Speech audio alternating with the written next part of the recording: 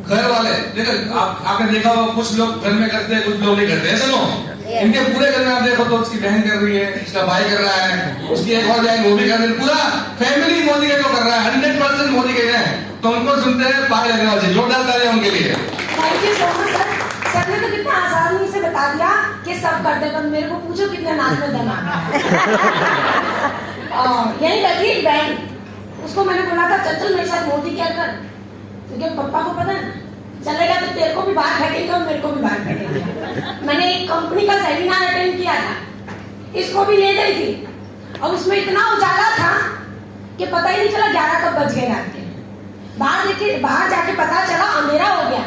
अब ना इसकी हिम्मत फोन करने की घर पे और ना मेरी हिम्मत।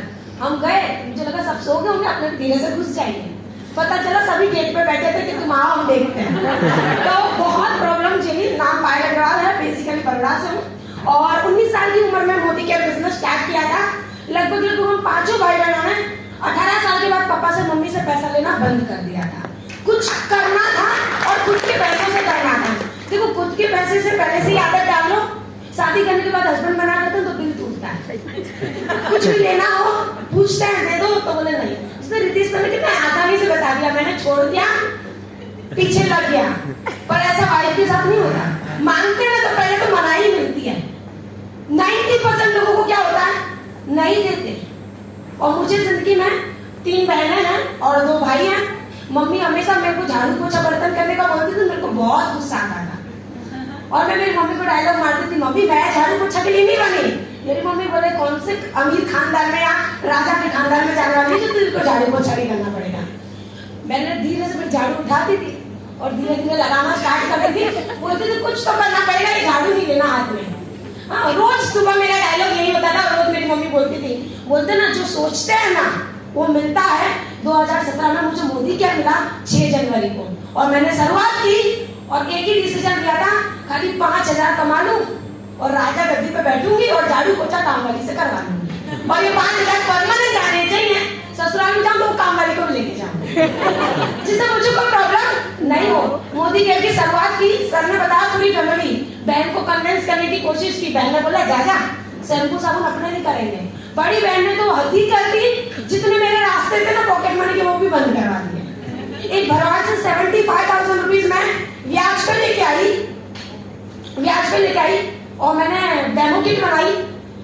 और इसको थोड़े दिन पहले ही मैंने मेरी सिस्टर को स्टोरी बताई, तो बोले तूने बहुत स्ट्रगल किया, मुझे भी लगता है मैं भी ब्याज पे लाऊं। बटन होना चाहिए तो आगे काम करने का। सर ने बताया इमोशनल गोल मेरा बहुत बड़ा था। हाँ, 90% लोगों को नहीं भी पता होगा, मेरा इमोशनल गोल ये था, विजय मेरे को पसंद करता था, मैं विजय को पसंद करती थी, घर वाले नहीं करते थे। हाँ, पर मेरे को इतना समझ में आता था कि अग्रवाल में शादी हो जाती है तो मेरे पापा ने तो ऐसा टारगेट दिया जो मेरे लिए कभी मुमकिन ही नहीं था। मेरे पापा ने बोला वो कैपेबल लड़का नहीं है, उसके पास कोई इनकम नहीं है। और मेरी मम्मी बोलती थी मैंने बहुत दुख देखे, अब तू दुख में नहीं जाएगी। इसलिए मैंने बोला विजय चल एक टारगेट पूरा कर दे। मम्मी ने बोला 1 लाख कमा के दिखाओ, करवा देंगे।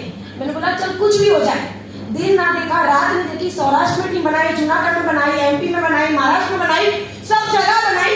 सुबह उठते ना 4 बजे तो भी मोदी के डेमो किट दिखती है, और रात को 12 बजे भी ऐसा लगता है लोग माथे के पास फोन रख के सोते ना, हम डेमो किट रख के सोते थे कि 2 मिनट भी लेट नहीं होना चाहिए। मुझे आज भी याद है 11 महीने मैंने रात को खाना नहीं खाया। 11 महीने मैंने रात को खाना नहीं खाया, मम्मी पापा की गाली खाई, और उससे इतना पेट भर जाता था कि रात को सीधा बेड दिखता था और मैं दिखती थी। और 11 महीने में जैसे मैडम ने बताया ना कि फॉरेन ट्रिप मैंने बताया, ट्रिप अचीव की, इतनी खुश थी। मम्मी के पास गई, मम्मी अब तो मैं थाईलैंड जा रही हूँ। मम्मी का दूसरा जवाब था अपनी राजस्थान की लड़कियां अकेली नहीं जाती। और दूसरी टिकट अचीव करने के लिए मेरे पास 18 दिन थे, दूसरी टिकट। और बिजनेस कितने का था? 3 लाख रुपए का। मैंने विजय को बोला जाऊंगी तो सही थाईलैंड, कुछ भी हो जाए। और सर ने जो दिन मेरा प्रोग्राम रखा ना, वो मेरी सेलिंग स्किल उस टाइम पे आई थी। मैंने 3 लाख का प्रोडक्ट 18 दिन में बेचा था, और वो मेरे भाई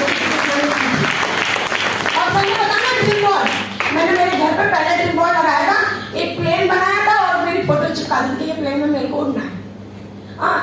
थाईलैंड ट्रिप मिली थी, मैं मेरे भाई को लेके गई थी और भाई को मैंने ट्रिप में मनाया था कि हमारे खानदान में कोई फ्लाइट में नहीं बैठा ना, पहले मैं बैठूंगी। जैसे ही एयरपोर्ट आया और जैसे ही फ्लाइट आई, मेरा भाई जा रहा था, मैंने बोला रुक, क्वालिफाई मैंने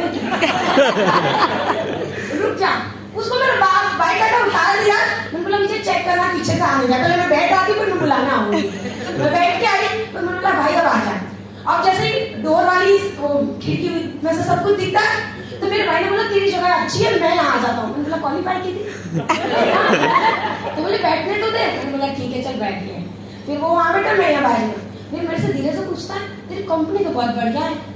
अब कोई ऐसा बोले तो कितना गुस्सा है, क्योंकि क्वालिफाई करने में तो नाक में दम आ गया क्योंकि उसको तो फ्री में मिली।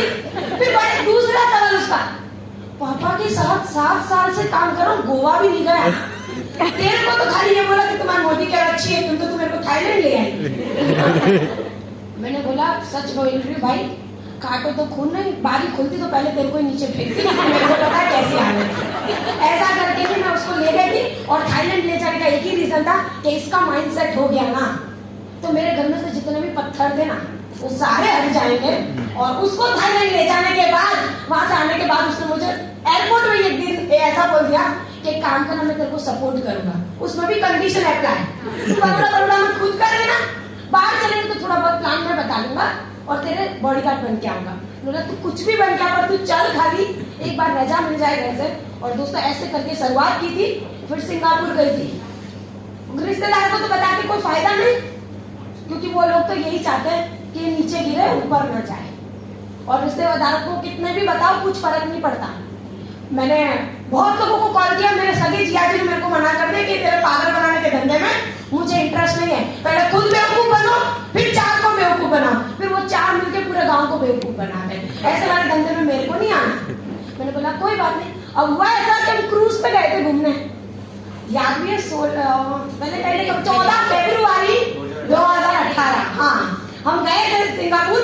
और जैसे ही हम लोग उसमें कैरेबियन क्रूज में बैठे थे तो मैंने एक फोटो डाली थी अपने फेसबुक पे, मेरे जिया जी ने लिखा था अर्जेंट कॉल मी, मुझे लगा दादी का ही मेरे को लगा उनकी दादी का ही, इसलिए अर्जेंट कॉल मी, क्योंकि मोदी के तो उनको इंटरेस्ट नहीं था। मैंने बोला ठीक है कर लेते, चलो कुछ पूछ लेंगे। बोले तू सिंगापुर गई है? मैंने बोला हाँ। वही बेवकूफ बनाने वाले धंधे में से? मैंने बोला हाँ। आके पहले मेरे को बेवकूफ बनाना पर सिंगापुर लेके चलना। प्रॉब्लम चैलेंजेस तो बहुत आए हैं, हाँ। और जो 75,000 और नीचे जो मेरा टारगेट था कि एक बार ये सब कर सकती हूँ, मोदी क्या करना है और ये सब पाना है। और चल पड़े थे रास्ते में, और मैडम को पता है लंदन ट्रिप आई थी, उसके लिए बहुत काम किया। मैंने बोला और उस टाइम हमारा प्लानिंग भी ऐसा था, कुछ हो है ना लंदन ट्रिप अचीव करते हैं, घर वालों को मना के कोर्ट मैरिज कर लेंगे और लंदन दोनों साथ में चलेंगे। इतने बड़े बड़े सपने देख लिए थे।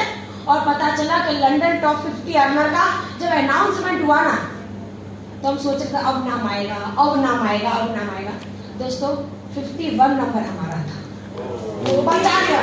और हाँ तू इस बात का नहीं तो 51 आया, पता चला कि 153 रुपए के लिए हम रेंट है। 50 वाला था, हाँ 50 वाले का 153 रुपए हमसे ज्यादा था और हमारा 153 कम था। अब 2 दिन तो उसमें सदमे में रहे, क्योंकि जाना था लंदन पर नहीं जा पाए।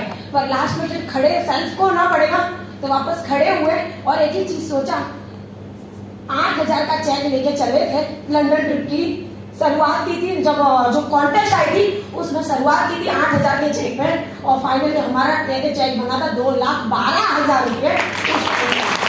तो हमने सोचा इसको सबको इकट्ठा करके लंदन खुद घुमाएंगे, पॉजिटिव तो रहना पड़ेगा ना। दोस्तों ये करते करते प्रॉब्लम तो हर जगह। आज भी मेरे पापा कभी कभी बोलते थे छोड़ देना मोदी के, मेरे पास प्रॉपर्टी तेरे नाम कर दूंगा, बोलते हैं आज भी।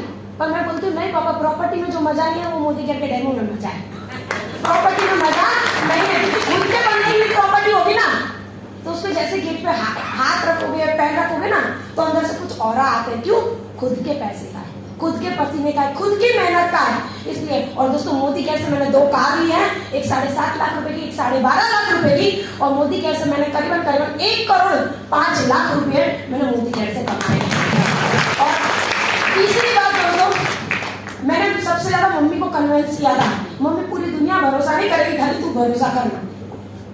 पर पड़ोसी की आदत होती है उंगली करने जाने की। हाँ, मैं जाती थी डेमो में, वो मम्मी को बताती तुम्हारी लड़की बिगड़ जाएगी, संगत खराब हो जाएगी, तुम लुट जाओगे। मुझे आज तक समझ में नहीं आया मोदी के करने से लुट कैसे जाते हैं, आज तक समझ में नहीं आया। पता नहीं तुमसे कौन कितना पैसा ले लेता है।